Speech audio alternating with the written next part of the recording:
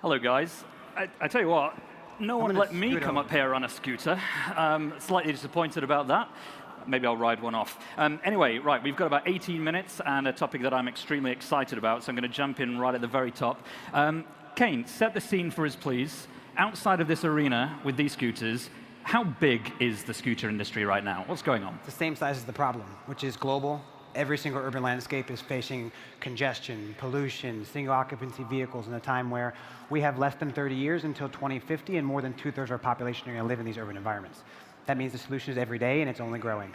And is that the same for you, Markus? You seeing this solution is as big as the problem? Yeah, I mean, it's clear scooters aren't going to be the only option, and it's not going to solve all our problems, but it's going to be a really critical part of it. So what we're trying to do is to combine it with other forms of transport as well. Yeah. So because, of course, you started out about 5 years ago, I think, with ride-hailing, and I think maybe even done motorcycles in Africa. That's correct. Going off script at this point, but I'm pretty sure that's true. But only recently have moved into scooters. So what prompted the jump into scooters a couple of months ago? So for the past 5 years, we've been doing ride sharing. We're the leading company in Europe doing that. And we were always looking what other forms of products to add to the platform now. And it seemed pretty obvious that moving people in a 2-ton car isn't going to be the optimal solution in 10 years. So the first thing we did was motorcycle taxis, starting off in Africa, which has been tremendously successful so far, and then looking at bikes, scooters, and other forms of vehicles. Caen, why do people like scooters so much? The riders, that is. Sure. No, I think also to touch on your other answer there, when you're trying to create a platform, you have to understand what core competencies you can bring to it.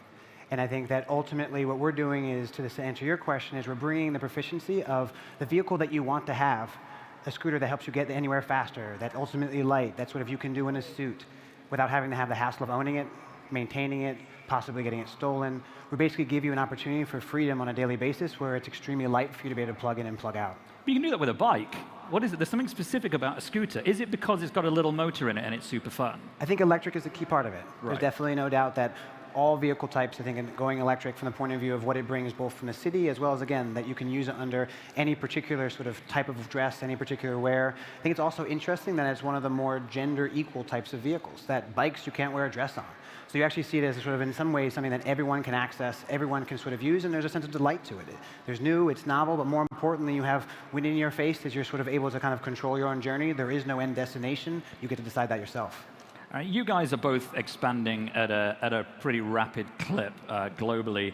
I'm curious about who makes the first move when it comes to a new city. Do they call you up and say, guys, seriously, scooters, bring them? Or do you call them up and say, hey, we've got this great idea, can we bring some scooters to your city? How does it work for both of you, because you have a different market? Yeah, I mean, our approach has been that we take things a bit more slowly in terms of regulation. So we typically first wait before we get an approval, and then we roll out.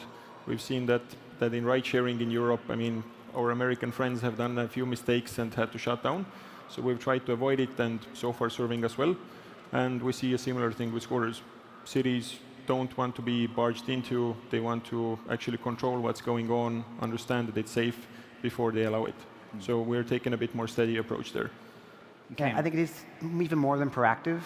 You have to be thinking of this not as bringing a product to a city, but enabling a service that's working side by side with what is numbers of different stakeholders, whether that's city officials, whether that's corporates, whether that's colleges, and creating a program that you can come to them with a plan, with a grand vision that incorporates them and lets them be part of that, so you bake it together. That's more than just saying, I'm coming to you with a scooter service. That's with a, here's how I see us recreating the future together. It's part of why we gave data away from the first day, enabling us to really say, this is an ability for us to see urban planning in action in ways that you couldn't do before.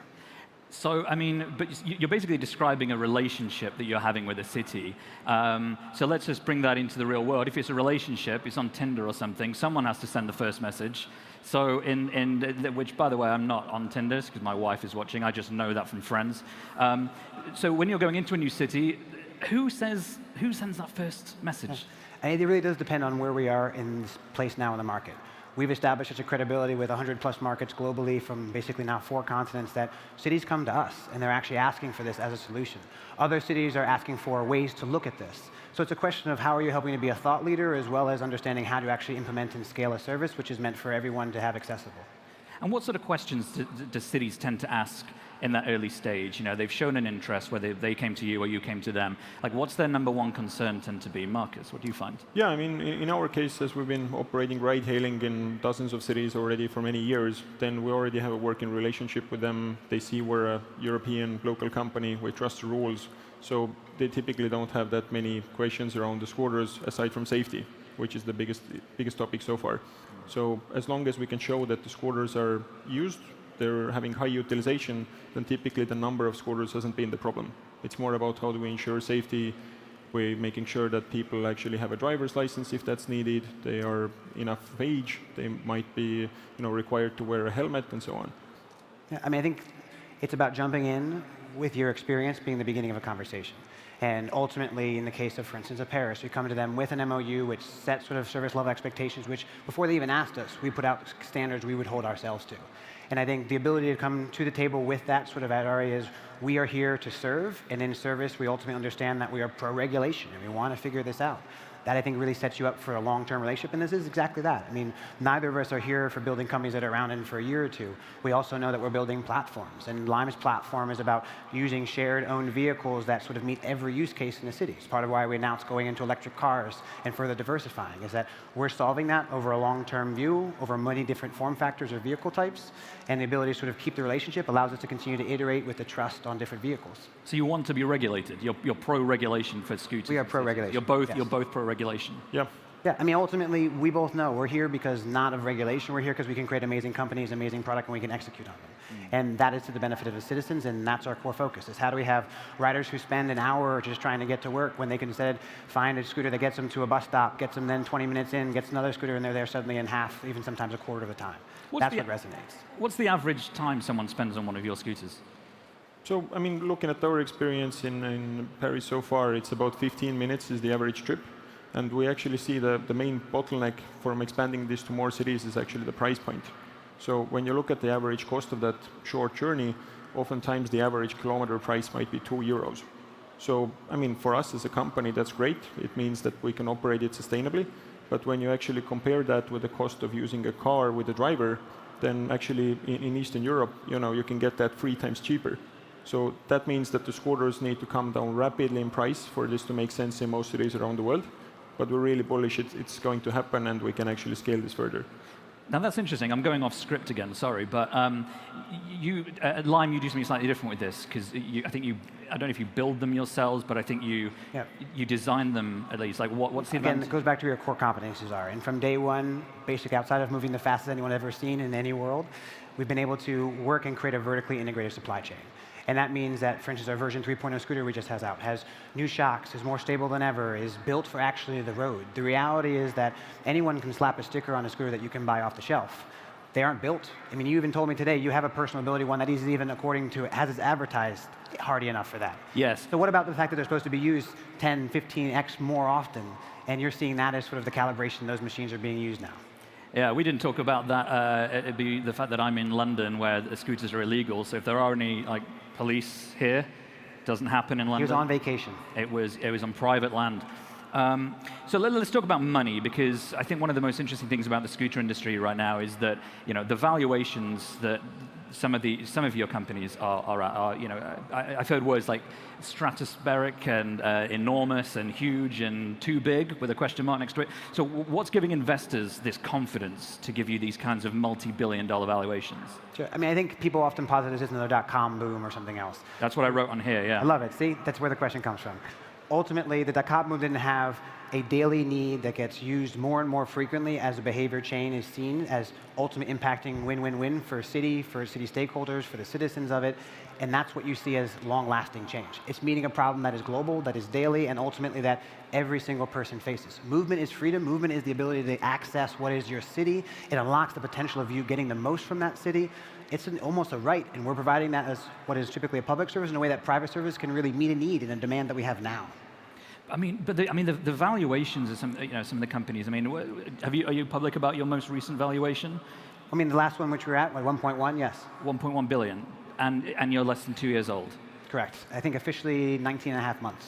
I mean, it's an extraordinary figure. You know, it is very, very surprising to a lot of people. From your perspective, Markus, in Europe, I mean, obviously you're running a billion-dollar business yourself. It's slightly older at 5 years.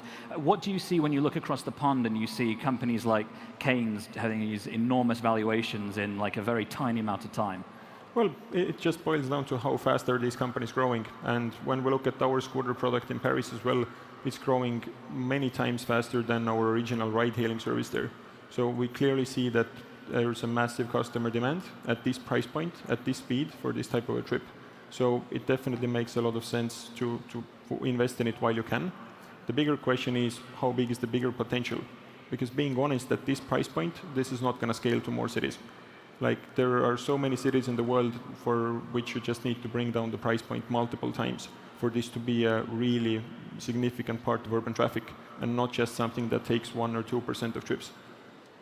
And I mean, and Caen, I mean, you're expanding into Europe. Markus, you're not expanding into the US right now. So what's the difference? What's that? How did you make that decision? So for us, the core is Europe and Africa. So we believe transportation is a very local problem. You need to bring local solutions like motorcycle taxis, which might work really well in Kenya, but probably are not going to be really amazing in London. So we really need to see what works locally. And we have a geographic focus, and within that, we're looking at the variety of different products to bring on board. So really being the transportation leader in these 2 continents. Yeah, I mean, I would just say that in what has been less than 15 months of operation, we've had 3 vehicle types that we're ultimately been putting out. We've had 8 iterations on the bike, 4.5 to almost 5 iterations on our scooter. What's going to win is whoever is creating the platform for innovation on meeting and solving this space. And that means the vehicle, the form factor is going to continue to change.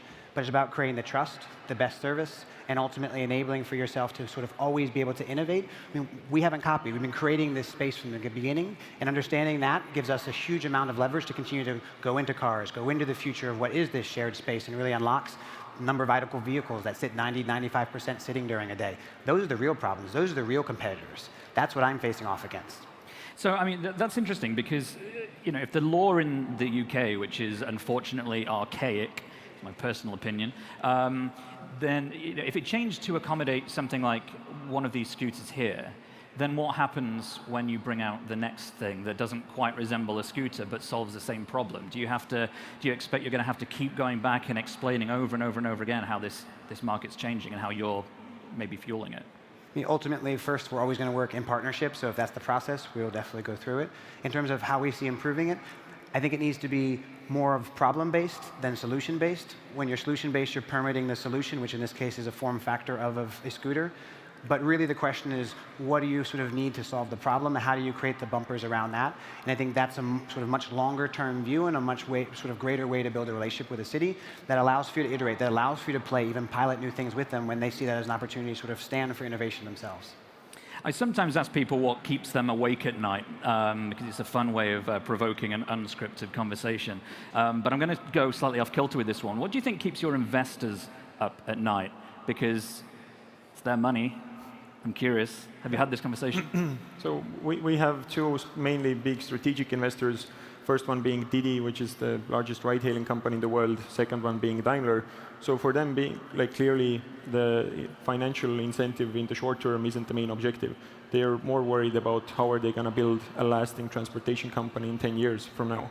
So overall, we all see that this is going to be a big platform. You will be combining scooters, ride sharing, a bunch of different other services together, and having a monthly mobility subscription down the line. So that's what we're trying to build for Europe. Okay. Caen. I mean, I think first and foremost, our vision of where this goes is working side by side with other partners to really, to his point, make the fact that less than 1% in many US cities, less than 5% across Europe cities of trips on a daily basis are done by motor vehicles. And we really want to tackle that and take that on. Their investors, therefore, want to see behavior change. That's what I worry about, is how do I create the understanding that your first trip becomes a moment of then trying the second trip. By the third trip, you ultimately see as a way that you're bringing it into your daily life. I think that's where we build sort of the brand and the understanding that this is a way of life. It's a movement. It's a way to catalyze into kind of embracing sustainability, bringing in sort of taking on your own responsibility in climate change and things that are happening every day in our cities. So what's your view on ownership then? I mean, do you think people should own their own scooters, or do you think they should be just renting them from companies similar to yours? I don't have a thought one way or the other. Ultimately, we're to solve the problem. Even those people who have scooters often love us because we solve it when they can't have theirs or they personally don't have theirs. For us, again, it goes back to if we're solving the larger need, which is even rideshares, not getting cars off the street. We need to get cars off the street. How do we do that in a way which is sustainable, which is electric, which is sort of built on this vision of smart cities, which we've talked about for so long, but scooters actually makes it feel like it's now, like you can see it happening. And I think creating that urgency, creating that sense of we in that change is what we're going to ultimately propel forward and hopefully stand for. Yeah. So you don't really see yourself as purely as an electric scooter company. You see yourself as like a last mile. Even more so. We see ourselves as the most seamless way to get around your city. And ultimately, that means whatever vehicle type, if you need to take groceries, that's where electric cars are going to come in when you need to go 10 kilometers around it. If you need to go from your office to another office for a meeting and it's a half kilometer or kilometer, scooters are best. If you need to scale hills, then you can take an e-bike and do that with ease. So all of those different form factors have different use cases, which is why we think that the future really is multimodal, and it's understanding how to integrate them in intelligent ways. Okay. When I look at comparisons with the ride-hailing industry, what we've seen with Uber and Lyft in the US and similar battles in Europe and in Asia, there's this feeling that it gets to a certain point and then everyone expects a degree of consolidation.